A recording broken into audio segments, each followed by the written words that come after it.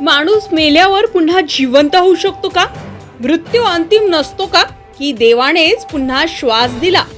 नागपूर जिल्ह्यातील रामटेक शहर आज आश्चर्यात, कारण इथे मृत घोषित करण्यात आलेली 103 वर्षाची आजी 2 तासांनी पुन्हा जिवंत झाली. हो, ऐकून विश्वास बसणार नाही, पण ही खरी घटना आहे रामटेकची. 12 जानेवारी सायंकाळी नेमके 5 वाजता आंबेडकर वार्डातील 103 वर्षाच्या गंगाबाई सावजी साखरे यांच्या शरीरात कोणतीही हालचाल दिसली नाही. श्वास चालू नसल्याचं वाटलं, हृदयाचे ठोके जाणवले नाही आणि कुटुंबियांनी त्यांना मृत समजून अंत्यविधीची तयारी सुरू केली. नवीन लुगडं नेसवलं गेलं, हातपायांचे अंगठे बांधले गेले, नाकात कापूस ठेवण्यात आला. नातेवाईकांना फोन गेले. सोशल मीडियावर निधनाची बातमी पसरली. घरासमोर मंडप उभा राहिला, खुर्च्या मांडल्या, शववाहिनी बोलावली. 13 जानेवारी सकाळी 10 वाजता अंत्ययात्रा ठरली, पण इथेच वेळेने अचानक कलाटणी घेतली.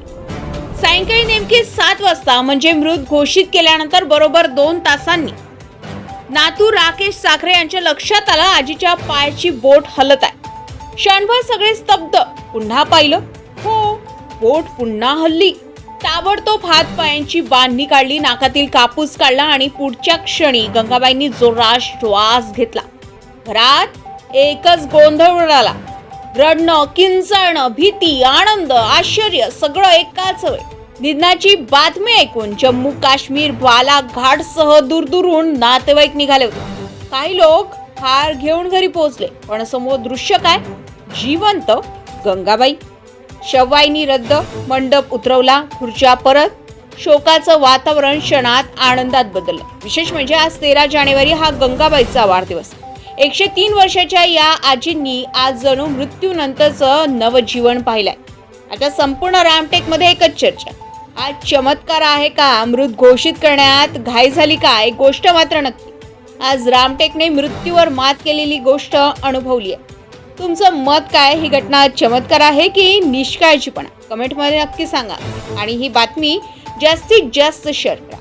गजा महाराष्ट्र 24 न्यूज करिता पंकज चौधरी, रामटेक नागपूर. देते नाही ते जिवंत नाही तू जिवंत आहेस ना गंगामाय? हा नाही आहेस? मग बोलत कशी आहेस तर? असं बोलतो. मग आम्हाला पोलिसवाले पकडून नेतील. देवाला सुट्टी मागलो. सुट्टी मागलीस आहेस का? किती दिवसाची मागितलीस? किती दिवसाची माग? आज आज खूपच मागलो. आज खूपच मागलीस आहेस. आज आखरी मागलो. मग कोणासोबत बोलायचं आहे तुले? सांगून दे. हा कोणासोबत बोलायचं आहे? हा कोणासोबत बोलायचं आहे? कोणा सांगणार आता? हा? झालं बोललो. बोललो आता न्या दिल्ली उतरून 50 रुपये द्या गाडीवाल्याने.